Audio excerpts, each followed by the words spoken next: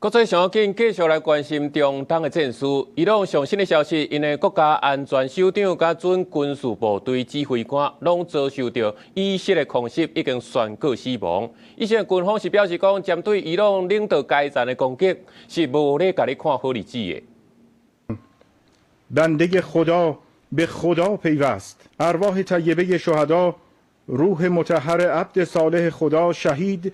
伊朗国家电视台已经报道出最佳国家安全委员会首长拉里加尼死亡的消息。头先，伊斯兰革命卫队咧正式强硬派民兵组织巴苏吉的指挥官佐雷曼尼死亡时阵，并无回应拉里加尼死亡的消息，是以色列这边大声来发布。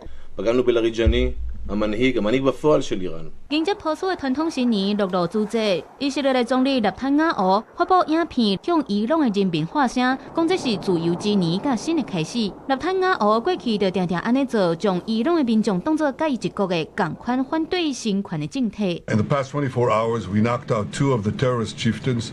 The top terrorist chieftains of this tyranny. 拉里加尼最后一间公开出面是伫咧13德黑兰举办的圣生日游行，伊是伊朗最高领袖哈比尼的二手。伫咧哈比尼死亡了后，拉里加尼的地位甲权力升到最高点，甚至伫哈比尼的后生穆吉塔巴接任进前，也互当作是真有可能接班的人选。